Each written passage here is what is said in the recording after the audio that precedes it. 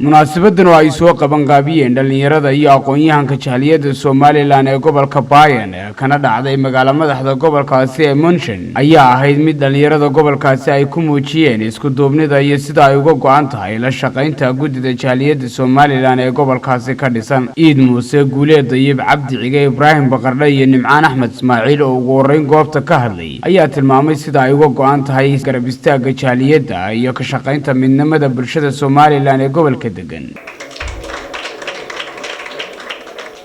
jahaliyadana muddo dheer bay soo jirtay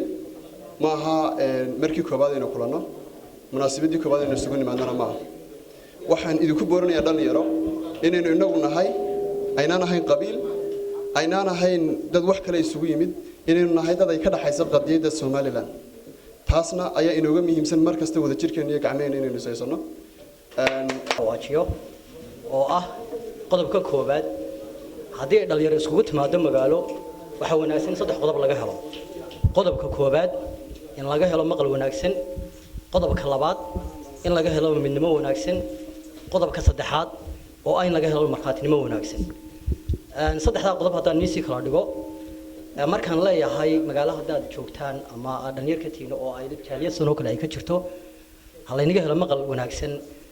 يعني هو مقال فون أحسن إذا تدخاسيين تدمر إنه يسفهم كلام. واحد من أحسن أرتا دي مرة إنه إنه دليرتين هاي سومالان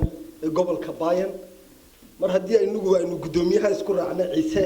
إنه يسوق ماشى إنه صار ناظر واحد من أحسن إنه نقرب أو يعني لا قبل كذا لا قبل وأيوه إنه هاي ماشى نكستابا يسقى نفتي سوار ده لا العكس يسمى تيرتور يسوق قدوميها العجب اللي قريه واحد من أحسن إنه نقرب يستاجنه وحنا ندير لقبان كرنا يسوق فكر كيساق يجود يساق يجودومي كعجان كيسا يجود يساين يجوا وحي فكرة هيانا ينوك هنا. السلام يا دليرتا كسوق بشر بدش قرصنا بدن مرك الله بعنا ونوم هالنقيا وحن كلام هن علينا يا قدوميها يجود يسا يضع حالة حن وجهه حالة كورونا وجهه يا سادة حفلة كقيمة بدنا نرجعني لنا نقابل قابلنا لكن وقت كانوا سامحوا إن مركب وقار رئيسات وندين هذا علينا إن عسومة ندين في الناس تروح لبضنا اللغة جبتين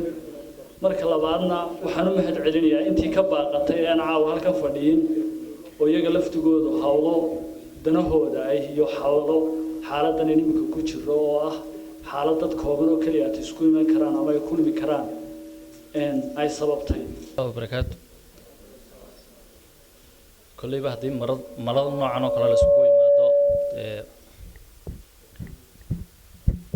إن ليس حق ورئيسته أو ده قدوميها إيو جالية يعني قديسة إن السعود ويو بان أنا قد صدق لبقى قضوا بان دوني أنا حاجة كتر مامو من نوع مد قدوميها من نوع مد لأن يرضى تقدوميها أنكو هراينا يا ورت سومالي ده وحكم هذا فرق لي فول مرض وهذه قف بلادنا الله يراقف كلية أيها وحول بقبانية ظهرتها ما صورة جلسة أو إن وذكر وحلو قبته أي مركز تقرح بدن. حكاية عبد الرزاق حسين يقدميها جالية الصوماليلاند قبل كباين عيسى جامع يوسف وقبل مناسبة كهلي أي برشة غير صوماليلاند قبل كدقن كبورية سيدي أيقو الشقين لهاين من نمدودا يوض الشقين تبرشة. وردك جود بي وضلنا نهاي. oo inaga wada dhaxaysa cid gooniyi ma laha maanta ay wax wada qabsano taasanu diyaar u nahay hadii aanu nahay hor socodka jaaliyada Bayan anigoo ku hadlaya afka jaaliyada Somaliland ee gobolka Bayan in waxaan mar labaad iyo saddexaad bad kama hadlaqaya waqtigan quruxda badan ee qiimaha badan ee aad soo geliseen ee aad u soo hurteen inaan isku nimaadno سوهر يستعملوا يسحبوا ويسموا إن كل هذا الكي وعاء مضارنا وحكب حسن مصب كين الوذو تشوفنا حقيقة سيدو ولا لكن محمد شاقي أنا يدين في سجبا دم بين قوض الحيسان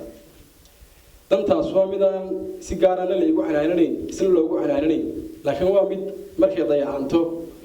haddii idii waqti geli weyday tahay dhalinyarada umada dantaa u baahan iyaga lagu wada canaanayo Zakariya Jeylani Saab TV dalka Jarmalka